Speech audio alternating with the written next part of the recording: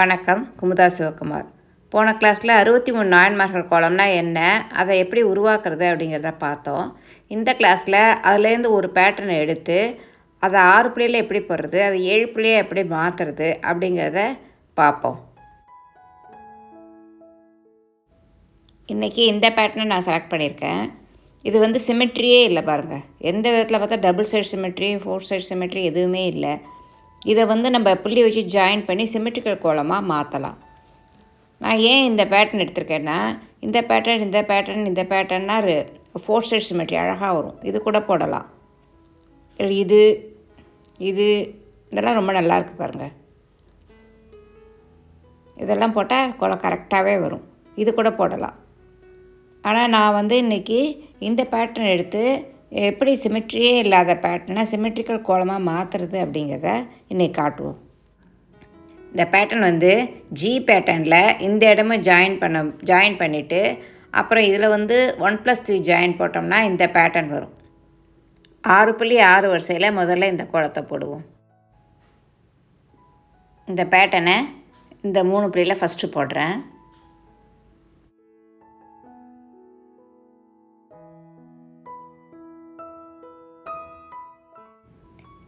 இதே பேட்டர்னை இந்த 4 படமும் போடணும். ஆனால் அதை அப்படியே போடக்கூடாது, நோட்டை திருப்பி வச்சு இப்போ போடணும். அதை எப்படி போடுறோங்கிறத பார்ப்போம். இப்போ இதுமாதிரி நோட்டை திருப்பிக்கிட்டு இதே பேட்டர்னை அப்படியே போடுங்க. அப்போ தான் சிமெட்ரி கரெக்டாக வரும்.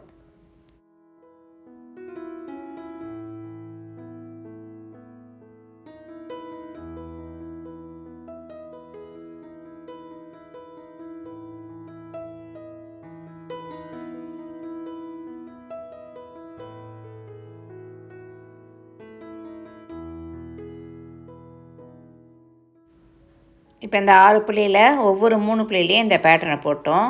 திருப்பி போடும்போது தான் ஜாயின் பண்ணும்போது சிமெட்ரி கரெக்டாக வரும். இன்றைக்கி இந்த கோலத்துக்கு ஃபஸ்ட் ப்ளேஸும் சென்டர் ப்ளேஸும் ஜாயின் பண்ணுறேன். இதில் 7 இடம் கூட ஜாயின் பண்ணலாம். நான் முன்னாடி சொல்லியிருக்கேன்ல அதை மாதிரி. First place, second place, third place, first and second and third, first and third, first second third, இந்தமாரி 7 இடத்துலையும் ஜாயின் பண்ணும்போது விதவிதமான கோலங்களை உருவாக்க முடியும். இப்போ நம்ம ஃபஸ்ட் ப்ளேஸும் தேர்ட் ப்ளேஸ் மட்டும் ஜாயின் பண்ணுவோம். First place join, third place join.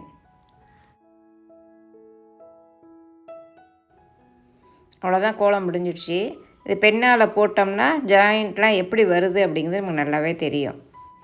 இந்த கோலத்தையே இன்னும் கொஞ்சம் பெருசாக்க எக்ஸ்ட்ரா டாட்ஸ் வச்சு இன்னும் பெருசாக போடலாம். இப்போ இதில் வந்து 4 புள்ளி வைக்கிறேன். 4 புள்ளி வச்சு இந்த மாதிரி ஒரு டிசைன் போட்டுப்போம். இந்தமாரி போட்டோம்னா எந்த இடத்துல வேணால் ஜாயின் கொடுக்க நமக்கு ஈஸியாக இருக்கும். இந்த இடம் ஜாயின் கொடுக்கலாம், இங்கே இந்தமாரி 2 இடம் மட்டும் கூட ஜாயின் கொடுக்கலாம், அல்லது ஃபஸ்ட் இடம் மட்டும் ஜாயின் கொடுக்கலாம். அதுமாரி எப்படி வேணாலும் கொடுக்கலாம். இல்லைன்னா இன்னும் 2 புள்ளி வச்சுக்கலாம். இன்னும் 2 புள்ளி வச்சு இந்த மாதிரி டிசைன் போட்டுட்டு இது ரெண்டுமே ஜாயின் பண்ணலாம். அதாவது 2 புள்ளி மட்டும் வச்சுக்கிட்டு நம்ம இப்படி கூட ஜாயின் பண்ணலாம்.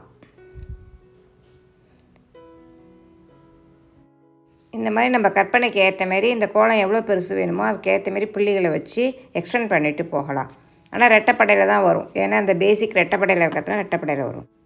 இதே ரெட்டைப்படையில் வர்ற கோலத்தை ஒத்தப்படையாக எப்படி மாற்றுறது அப்படிங்கிறத பார்ப்போம். அதே வந்து இப்போ 6 புள்ளியில் போட்டதை 7 புள்ளியில் போடலாம்.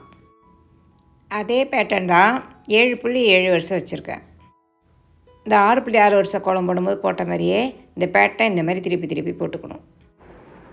இந்த மாதிரி போட்ட அப்புறம் நடுவில் அந்த புள்ளி மீறும். அந்த புள்ளியில் இந்த மாதிரி டிசைன் பண்ணிக்கணும்.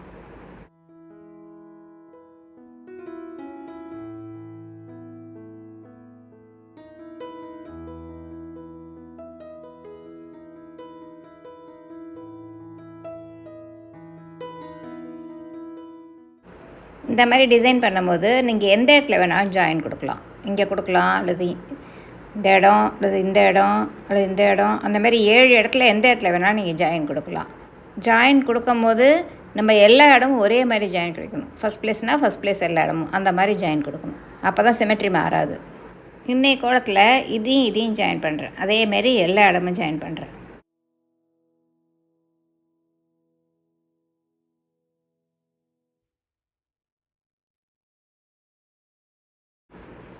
பெண்ணால் சேர்த்து போட்டு வந்தால் எப்படி வருதுங்கிறது தெரியும். இது சிமெட்ரியே இல்லாத பேட்டர்னை இந்த மாதிரி போடும்போது சிமெட்ரிக்கல் கோலமாக எப்படி மாறிருக்கு பாருங்கள். இதே மாதிரி தான் அந்த சிமெட்ரிக்கல் இல்லாத பேட்டர்னை யூஸ் பண்ணணும். இதையும் நம்ம எக்ஸ்டெண்ட் பண்ணலாம். இது ஒரே ஒரு புள்ளி வச்சு இதை மாதிரி ஒரு சுழிச்சோம்னா இது ஒரு மாதிரியாக கோலம் அழகாக வந்துடும். அல்லது இந்தமாரி 3 புள்ளி வச்சு போடலாம். அல்லது இன்னொரு புள்ளி வச்சு 3 புள்ளி ஒரு புள்ளி வச்சு இந்த மாதிரி டிசைன் பண்ணலாம். இதை மாதிரி போட்டோம்னா எந்த இடத்துல வேணாலும் ஜாயின் கொடுக்கலாம். சென்டரில் ஜாயின் கொடுத்தா ஒரு மாதிரியாக இருக்கும். இது 3 இடமும் ஜாயின் பண்ணலாம். அதை மாதிரி எப்படி வேணால் நீங்கள் ஜாயின் பண்ணி எக்ஸ்டெண்ட் பண்ணி போடலாம்.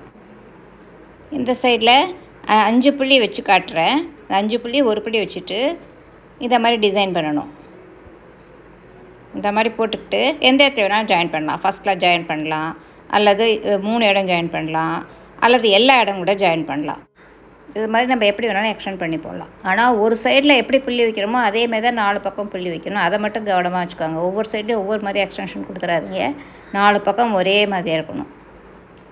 இது 36வது லெசன். இது வரைக்கும் நான் சார் சொல்லி கொடுத்தது தான் கொஞ்சம் விரிவாக எல்லாமே சொல்லியிருக்கேன். இதோடு அவரோட பாடங்கள்லாம் அநேகமாக நான் கவர் பண்ணிட்டேன்னு நினைக்கிறேன். இதில் நான் ஏதாவது விட்டு போயிருந்தாலோ அல்லது உங்களுக்கு ஏதாவது புரியல அப்படின்னு சொன்னாலோ நீங்கள் கமெண்ட் செக்ஷனில் சொல்லுங்கள். நான் விரிவாக மறுபடியும் சொல்கிறேன். இனியும் தொடர்ந்து நீங்கள் யூடியூப் சேனல் பார்த்துக்கிட்டே இருங்க. நான் பாரம்பரிய கோலங்கள்லாம் கலெக்ட் பண்ணி வச்சுருக்கேன். அதெல்லாம் தொடர்ந்து போடுவேன். பெயருள்ள கோலம், அந்த காலத்தில் பெயரோட கோலங்கள்லாம் வந்தது, அதையெல்லாம். அப்புறம் பூஜை அறை கோலம், அதெல்லாம் ஐடியா இருக்குது. அதெல்லாம் தொடர்ந்து போடுவேன். அப்புறம் அவரோட பேட்டர்ன் படி நான் க்ரியேட் பண்ண கோலங்கள் எல்லாமும் போடுவேன். அதனால் தொடர்ந்து எனக்கு ஆதரவு கொடுத்துக்கிட்டே வாங்க. அடுத்த கிளாஸில் பார்ப்போம். வணக்கம்.